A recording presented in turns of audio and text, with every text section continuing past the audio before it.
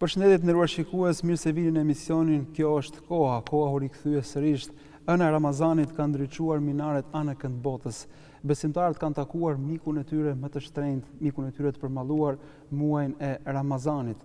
Dhe veçanërisht besimtarët shqiptar, muslimanët shqiptar, bashkojnë midis dy përmallimeve, përmallimin e muajit Ramazanit, të cilin e kanë pritur për 365 ditë dhe përmallimin për xhamin e namazgjas. Janë bërë shumë dua, janë bërë shumë lutje, janë dhënë shumë kontribute për të mbritur në këtë gëzim të dyfisht dhe ky Ramazan është një gëzim i dyfisht për çdo besimtar musliman. Dhe ne kemi kënaqësinë që siparin e këtij transmetimi maraton në muajin e Ramazanit ta nisim me myftiun e Tiranës, imamin dhe hatibin e kësaj xhamie. I nderuar, faleminderit për mikpritjen e këtë xhami që na dha të mundësinë të realizojmë këtë cikël të ri emisionesh dhe qoftë një muaj i begat për ju dhe gjithë besimtarët musliman. Bismillahirrahmanirrahim. Ju falenderoj shumë për ftesën edhe e ndjej veten të privilegjuar që ta nisim këtë muaj të begat së bashku, edhe të na jepet mundësia që të urojmë të gjithë besimtarët anë kënd dhe t'i themi që e lut Zotin që ky Ramazan të jetë i mbar për të gjithë, edhe ky Ramazan të jetë i bekuar inshallah siç është ai edhe të ketë begati për të gjithë. Agjërim të lehtë edhe lutje të pranuara dhe adhurime të pranuara prej Allahut xhaleshanuhu. E lut Zotin xhaleshanuhu me gjithë shpirt edhe me gjithë zemër që siç na mundsoi të arrijmë këtë Ramazani,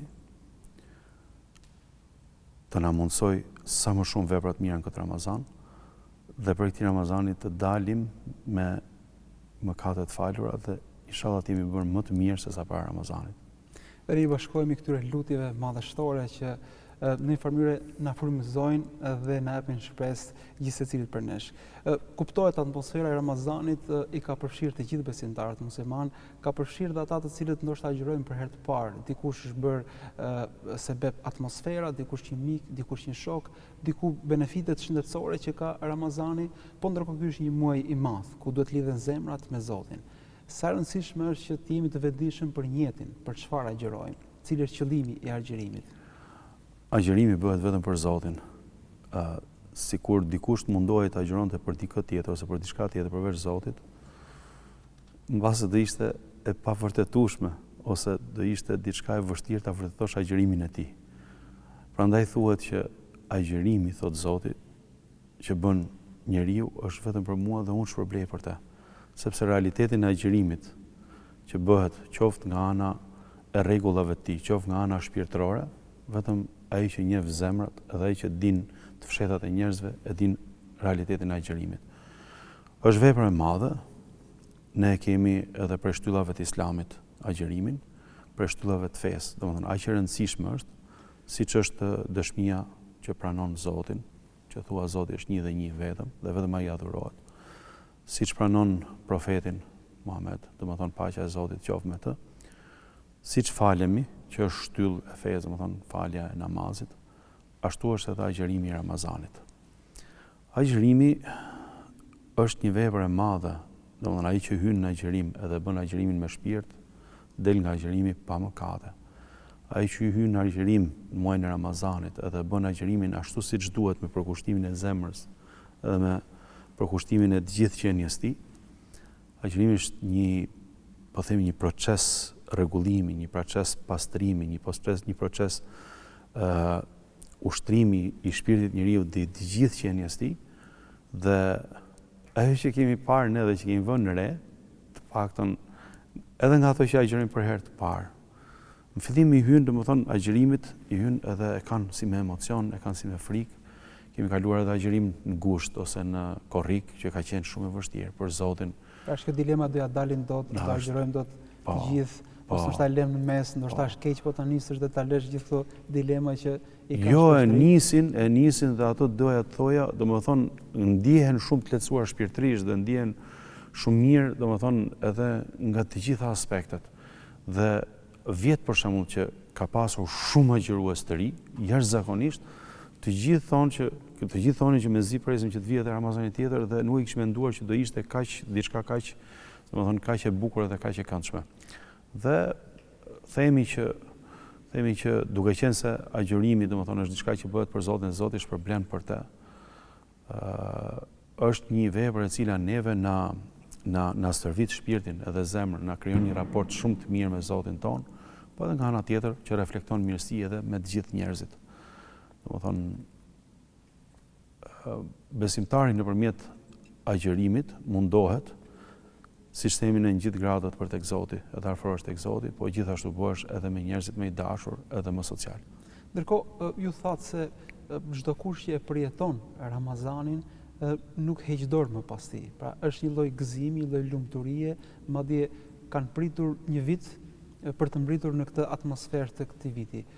Nëse të njëjtën gjë do ta bënim për dikë tjetër ose nëse do ta detyronte dikush tjetër, do ishte një formë dëshkimi, një formë vuajtje, që ta lësh dikë pa ngrënë dhe pa pirë. Ndërkohë besimtarët këtë e bëjnë me vetdije, me vetzgjedhje dhe kjo i sjell kënaqësi.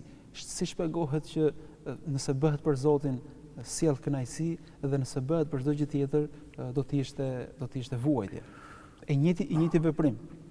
Në muajin e Ramazanit, siç thonë edhe tekstet fetare, u shpall Kurani, pra që është fjala e Zotit, manuali hyjnor drejtuar të gjithë njerëzimit. Dhe jo vetëm Kurani, por tregohet se edhe shpalljet e tjera hyjnore kanë ndodhur pikërisht në Ramazan.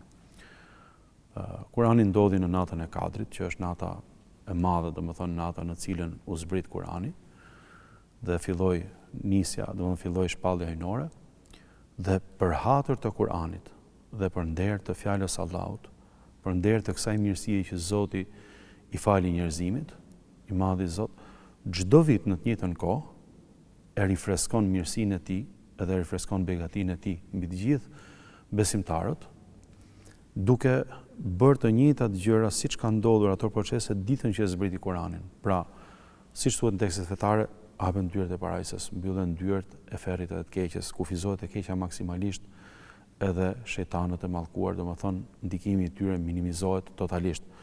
Gjithashtu i thuhet atij që don të bëjë mirë ose që ka dëshirën e mirë, ka rrugën të hapur, autostradë. Ndërsa ai që don të bëjë keq, nuk i ke kushtet për të vepruar keq. Pra, në të gjitha aspektet, engjëjt e Zotit janë prezent më shumë se kurdo herë tjetër, siç thuhet në tekstet fetare.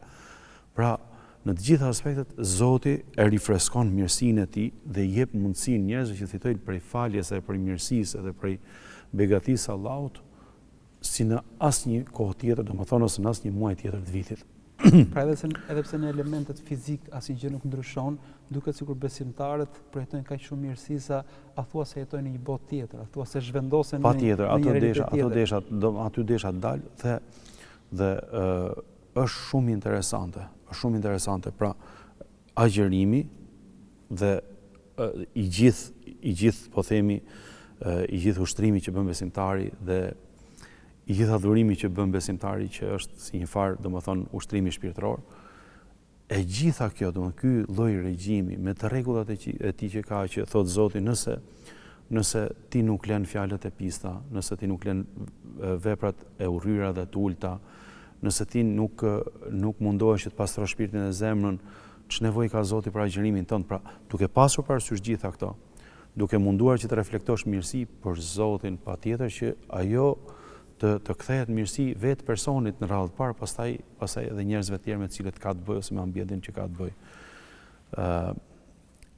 Është diçka shumë e bukur dhe madhështore, se ne e kemi provuar në çdo Ramazan.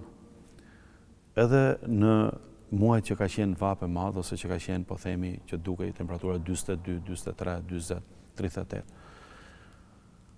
Janë 30 ditë muajt e Ramazanit. Janë edhe 6 ditët që përcillet Ramazani, për Zotin. Po të shikosh, domethënë, këto 30 ditë e Ramazanit kur i agjeron besimtari, është tjetër ndjesi. Edhe ai tjetri agjërim është 6 ditë më pas. Por nuk e kanë këtë, po themi, lehtësinë e muajit Ramazanit. Nuk e kanë atë atmosferën që ka Ramazani, nuk e kanë atë që themi neve ngritjen shpirtërore edhe përjetimet e bukura të Ramazanit, dhe po ti pyesësh gjithë besimtarët, domethënë, ai që agjeron 6 ditë pas Ramazanit për ta përcjellur Ramazanin, quhet sikur ka agjëruar gjithë vitin, ka tekstet dhe shumica e besimtarëve i bëjnë. Ama të gjithë thonë që ndryshe është përjetimi në Ramazan, pra nuk është më e prezencë me lajkeve. Ndryshe është përjetimi në ditët e tjera normale, domethënë që nuk është Ramazani. Ajo është e provuar për Zotin. Unë di, kush e di se sa njerëz, kam qenë 22 vjet imam te xhamia Xhura, tani jam te xhamia Madhe. Di kush e di sa vëllezër dhe kush e di sa motra për Zotin në Ramazan i ka ndryshuar komplet kursi i jetës. I ka ndryshuar në Ramazan komplet drejtimi, domethënë i jetës ti janë përmirësuar, janë rregulluar. Njerëz që nuk kanë mundur dot po themi që të lejnë diçka që mund të jetë e dëmshme, po s'kan pas forcën shpirtërore, ose s'kan mundur të bëjnë diçka për vetë të tyre, ose njerëz cilët kanë pas objektiva në jetë, me lutjet që kanë bërë, me angazhimin në Ramazan, me premtimet që i kanë dhënë Zotit, me kërkesat që i kanë parashtruar atij, domethënë momentet që pranojnë lutjet edhe duat, komplet kanë dalë nga Ramazani njerëz të tjerë për Zotin. Ramazani shansi i jetës, veçanërisht për ata të cilët duhet të ndryshojnë gjëra që ndoshta kanë menduar se janë të pandryshueshme. Është mundësi shumë e mirë. Ose se nuk mund t'i lënë gjithë ato vese. Neve, për shembull 10 netët e fundit të Ramazanit janë faljet, lutjet e natës, namazi natës. Kemi pas përjetime shumë të bukura edhe shumë të forta emocionale. Pra me lutjet që kemi bërë, që kemi drejtuar Zotit, me ato lutje që kemi trokit dyert e qiellit, për Zotin nuk e di sa mesazhe më vinin mbas lutjes së namazit natës. Vetëm të imagjinosh, domethënë del njeriu në gjysmë të natës, në orën 2 të natës, po them, ose 1:30 të natës. Një ritëm komplet i ndryshëm. Komplet ritëm tjetër, do lesh për shkak të shtratin, ndërkohë që njerëzit e tjerë flenë edhe pushojnë. Ti ngrihesh edhe bën një sakrificë, edhe shkon që të falësh edhe të lutesh. Është vetëm kjo periudhë. Kam parë se ne nuk na mjafton te xhamia. Xhamia brenda, ambientet e jashtme, po edhe rruga. Janë bërë virale ato edhe rruga, komplet rruga, gjithë lagja, po mbushur, parkim, gjithë lagja parkim. Po themi me mira vet. Vinin edhe nga trevat shqiptare, vinin edhe nga qytetet, vinin edhe nga diaspora, merrnin pushimet apo stafat për 10 ditët e fundit të Ramazanit. Dhe po them kam parë aty njerëz të njohur, njerëz që sot janë shumë të rëndësishëm, po themi në Shqipëri, për Zotin. Në mëngjes, në 3 të mëngjesit, duke u falë në asfalt, sepse mundet kishin ardhur pak me vonesë dhe nuk kishin vend të ato hasrat që kemi shtuar ne të shtrojat për të falë, dhe u falën aty në trotuar ose në asfalt, duke vënë kokën tokë. Domethënë, vetëm një kënaqësi e madhe shpirtërore mund t'ja mundsoj njeriu që ta bëjë këtë gjë të jetë kaq modest dhe të jetë kaq përpara kujt, përpara Zotit. Pra për vetëm për hatër e Zotit mund vendosë vallin në asfalt. Dhe po të them, kam mbaruar namazin natës. Mesazhe që vijnë pafund nga njerëz për përjetimet e tyre. E ndjenin veten sikur ishin botë tjetër. Ose për shembull dikush hoxh aty kam vendosur që un jam kthyr në shtëpi dhe të gjitha ato gjëra që kanë qenë haram, po themi, kam heq dorë një herë për gjithmonë. Dikush ka lënë vese të mëdha. Dikush ka bërë pakt, po themi, me Zotin e Madh dhe i ka premtuar Zotit që unë të rregulloj me familjen time një herë për gjithmonë. Dikush ka bërë pakt dhe ka thënë, dikujt që i kam hyrë hak do t'i kthej hakun, domethënë shisa indicje të mira edhe sa po themi emocione që njeriu në shtyn që të përmirësohet edhe të rregullojë edhe të përmirësojë sa të mundet nga jeta vet. Forca e agjerimit, edhe forca e lutjeve në Ramazan edhe atmosfera e mirë që është në Ramazan. Puna e faljes natës edhe përjetimet namazit natës mbaj mend në fillim fare neve të gjithë si Tiranë, bëhet fjalë para 22 vjetësh, sa ishim kthyer nga studimet. Ishim 22-23 vjeç, unë imam xhamia atje, kolegët e mi domethënë vizit Tabakët, Ahmedi, vëllezërit e tjerë që ishin në xhamia. Dhe në fillim fare nuk njihej kjo për shkak që mu fal natën, edhe po bënim diçka. Ajo është traditë profetike, është nga feja, po këtu akoma nuk ishte hyrë te ne. E tham ta nisim. E nisëm një herë ke Xhura, u mush xhamia Xhura plot, që të dalë ke fjala jote. Pastaj nisën ke Tabakët, ke Dina Hoxha, u mush plot. Pastaj te medreseja, pastaj te xhamitë të tjera, sot po thuhet të gjithë xhamitë në Tiranë që janë xhami kryesore. Por edhe nëpër rretha xhamitë kryesore bëjnë lutjet e natës dhe të gjitha janë full, mashallah. Janë të mbushura, po. Është pa ezan, pra njerëz vinë. Është e qetë fare, është një privatësi, edhe është domethënë vjen dikush falet, secili është për hallin e vet, për lutjet e veta, për punën e vet. I drejtohet Zotit me ato që kanë në zemër edhe në shpirt vet, edhe gjithë secili mbledh ato gjërat e veta dhe ikën të kapi syfyrin, domethënë që të bëhet gati për agjërimin e ditës nesër, mashallah. Dhe besimtarët kryesisht kanë qenë të përmalluar për agjërimin, po dhe veçanërisht dhe për këto lutjet e natës. Dhe në këtë namaz natë, gjatë teravive apo dhe namazet natës janë 10 nesër e fundit, normalisht këndohet Kur'an, kryesisht edhe gjatë. Mirë, po shumica e besimtarëve, edhe pse nuk e kuptojnë Kur'anin, sepse është arabisht, e kanë të vështirë të shkëputen. I merr malli për këtë Kur'an. Si ka mundësi që dikush të përmallohet për diçka të cilën ndoshta nuk e kupton fjalë për fjalë, edhe pse unë mendoj se Kurani është diçka tjetër. Ne e themi që ajo është fjala e Zotit, s'ka lidhje me njerëzoren. Ama unë mendoj se edhe nga ana e leximit ose e këndimit të Kuranit, ai ka domethënë një rënje tjetër në vesh ose në zemër dhe në shpirt, ai zëvend shpirtin dhe në zemër. Mund të keni parë në rrjetet sociale, domethënë edhe eksperimente që bëhen në Europë, disa video shkëputje që bëhen. Vjen dikush me një këndim lexim të bukur Kurani, ja vend dikujt në vesh, po them ai mund të jetë edhe i krishterë, s'ka lidhje me fenë ose s'ka pas ndonjëherë kontakt me Kuranin ose ashtu. Kam parë që i rrjedhin lotët. Domethënë Kurani ka bërë Zoti vetë që ka një lloj trokitje në zemër dhe në shpirt, është ndryshe nga gjërat e tjera ose nga ato që lexohen ose thuhen. Edhe kjo është edhe ajo që ky Kur'an domethënë është prej Allahut, ky Kur'an është prej Zotit. Një anë e tij është në dorën e Zotit dhe një anë e tij është në dorën e robit. Pra, është një lidhje e fortë që të lidh drejt për drejtë me Zotin tënd. Si thot profeti, thot, lexojini Kur'anin, nëse doni të bashkëbisedoni me Zotin, lexoni Kur'an, sepse ajo është fjala e Zotit, sigur flet me Zotin. Ai drejtohet gjithë secilit. Po të shikosh në Kur'an, domethënë ne edhe kur jemi falur natën, dikush ka dëshiruar që me mbajt Kur'an shqip për shembull me përkthim, nuk ka asnjë lloj problemi, edhe ndjek me Kur'an shqip që edhe ta kuptoj edhe më mirë, të përqendrohet më mirë. Ama leximi është tjetër gjë. Edhe desha të them këtë. Po të shikosh në Kur'an, ky Kur'an 1450 vjet afërsisht më parë u shpall edhe e zbriti Zoti. Nuk do gjesh libër në sipërfaqen e tokës që për kaq kohë 14 shekuj e gjysmë dhe për gjitha kulturat, për gjithë popujt, për gjitha kohrat, ta lexojnë njerëzit në çdo kohë dhe në çdo popull dhe aty të gjejnë veten e vet. Gjithsecili e lexon një fëmijë, kënaqet. E lexon një punëtor i thjesht, kënaqet. E lexon një pedagog, kënaqet. E lexon një shkencëtar, o gjen gjithsecili veten e tij, një politikan ose një drejtues shteti.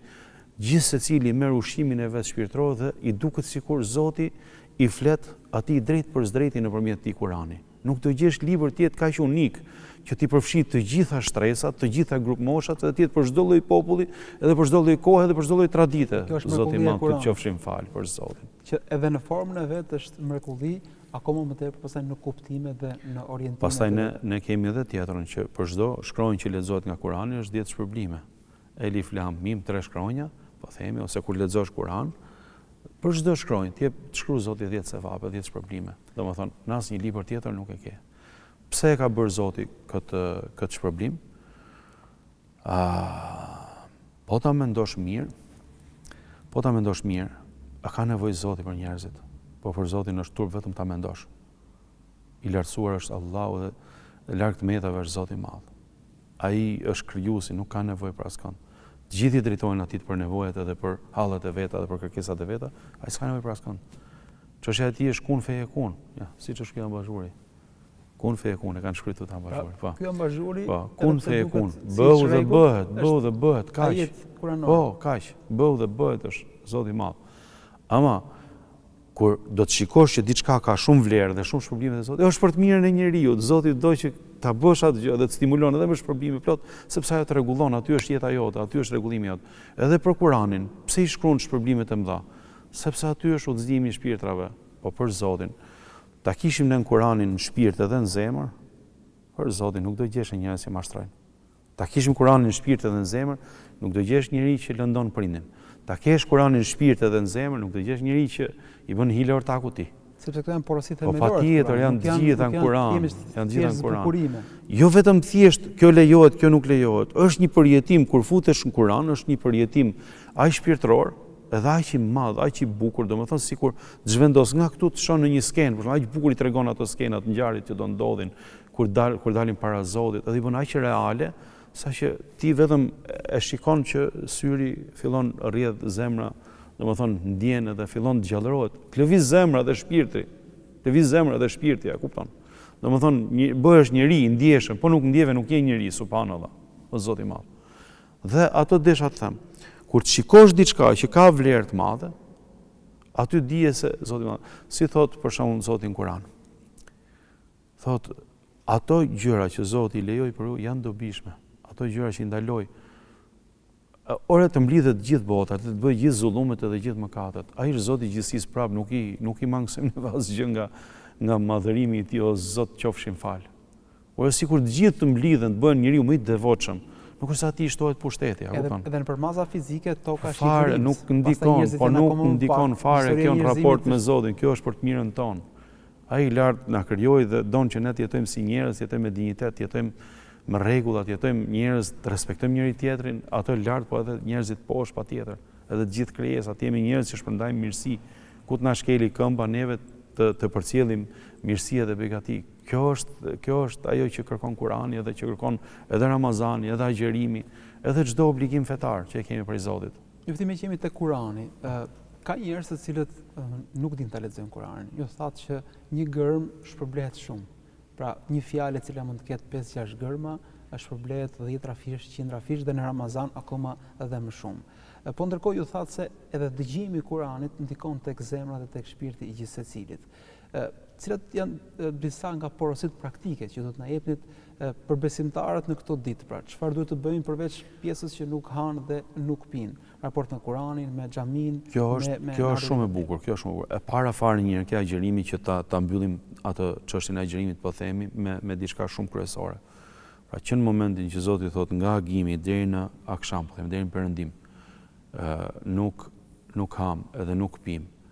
Pra ato që në princip janë të lejuara. Ushqimi dhe pija mund të hanë patjetër, janë të lejuara në princip. Pra që në momentin që na ndalojnë neve gjatë kohës agjerimit, ato që në princip janë të lejuara, më fal, dha mesazhin më të qartë që për të keqen nuk ka vend. Pra ai i cili don të agjeroj, duhet të fillojë që të ushtrojë shpirtin edhe zemrën që gjatë agjerimit të paktën, patjetër edhe pas agjerimit, se ajo këtë qëllim ka që gjatë gjithë jetës edhe mbas Ramazanit të jemi të mirë. Po agjerimi është një shkollë ku trajnohemi. Patjetër. Ama gjatë agjerimit do të jemi të kujdesshëm dhe kjo prandaj e ka caktuar Zoti. Dhe në momentin që njeriu domethënë don të agjeroj, vallai të mundohet të ruaj gjuhën e tij, të ruaj shqisat e tij, të ruaj gjymtyrët e tij, mos dëmtoj dikënd edhe mos i hyjë në askujt. Pra mos firmosi me dorën e tij gjëra që nuk duan, mos shikoj gjëra që nuk duan, mos përcjelli gjëra që nuk duan, mos i hyjë në hak njerëzve, sa të mos shkoj me veten e tij me këmbët e tij atje ku nuk duhet për Zotin. Pra, e gjithë puna, e gjithë çështja është ushqimi i shpirtit dhe zemrës. Në fund fare, në fund çështjes, domethënë, ai i cili po themi vjedh, nuk e ka problemin ke dorë, ai ka problemin në shpirt edhe në zemër. Ai i cili këmbët e çojnë në haram, po themi, Zoti na ruaj. Nuk e kanë fajin këmbët, e ka fajin zemra dhe shpirti. Njeriu bën ato që do, jo ato që mendon përgjithësisht. Pra, dhe ne themi që nëse dikush do të bëjë një agjerim, tamam, agjerimin e shpirtit edhe të zemrës, të mundohet maksimalisht pra që të fillojë të kufizojë gjërat, edhe dim që në fund pasaj, domethënë ai e din shumë mirë që në fund, inshallah ka arritur shpërblimin e Zotit dhe është bërë më mirë mbas Ramazani. Vetvetiu reflekton mirësia e tij, ke vetja e tij në radhë parë me Zotin, te familja e tij, te njerëzit e afërt që kanë të bëjnë me të gjithë që ka të bëjë. Ndërsa për sa i përket Kur'anit, muaji Ramazanit është muaji i Kur'anit, siç e tham. Edhe profeti, paqja e Zotit qoftë me të. Po edhe njerëzit e dijshëm, edhe njerëzit e dashur të Zotit na kanë mësuar se në muajin e Ramazanit i linin të gjitha dijet e tjera, po themi, dhe përqendroheshin në Kur'an. Sepse siç e thash, prezenca e engjëjve të Zotit, zbresjen e engjëjve të Zotit më shumë se kurdo herë tjetër.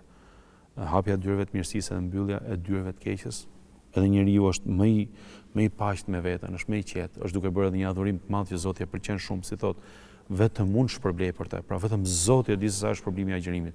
Nëse në Kur'an kemi që një vepër 1 me 10, 1 me 70, 1 me 700, agjerimi i te kalon të gjitha këto raporte pra.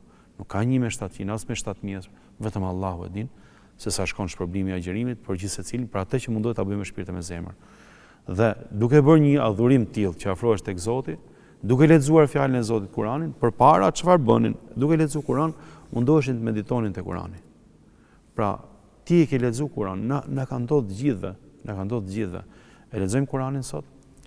Mbas një viti për shembull, kur e nis leximin e Kur'anit, ke një vit eksperiencë kanë ajo të fillon edhe kupton gjëra, edhe duket nga një ajet, për ndonjë ajet duket sikur se ke lexuar një herë më parë, sepse të hap Zoti kuptime, të hap Zoti në sajt eksperiencës, në sajt sprovave që i ka luajtur, në sajt pjekurisë që ke fituar, gjitha. Dhe përpara çfarë bënin? Merrnin bazë edhe një fletore dhe shënonin, domethënë meditime që kishin nga libri i Zotit, sepse ato janë udhërrëfim. Shehru Ramadan alladhi unzila fihi al-Qur'anu hudan lin-nasi wa bayyinatin min al-huda wal-furqan. Pra, muaji i Ramazanit është muaji në cilin u shpall Kur'ani. Është udhëzim për njerëzimin.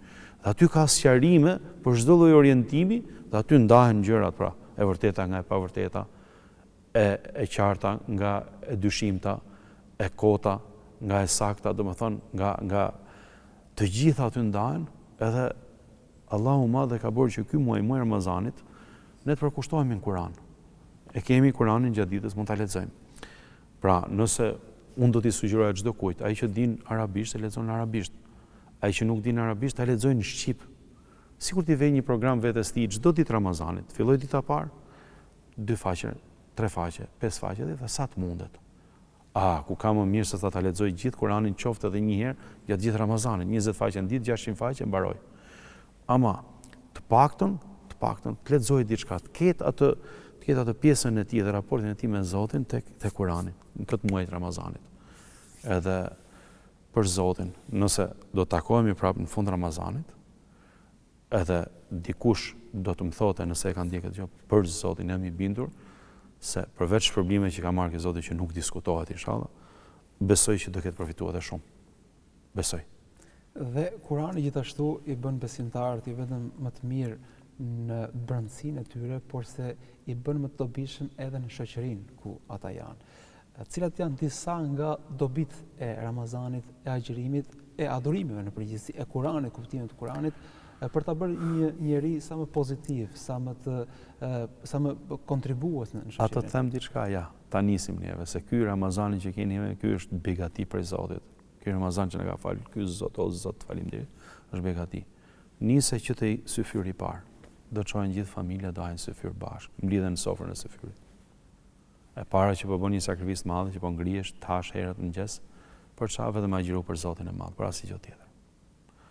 Pra që në momentin që përkushtohet dikush anvisa e shtëpisë, për shembull, nusja ose bashortja ose nëna e shtëpisë ose dikush aty në shtëpi, domethënë kush e bën gatimin, që fillon gatuan për tjerët, që këtu fillon mirësia. Pastaj kur ulen në sofrë dhe konsumojnë ushqimin bashkë, biseda që bëjnë.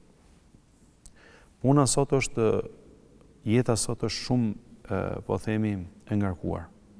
Paktën me sa shikojmë neve këtu rreth për qark. Unë flas për veten time.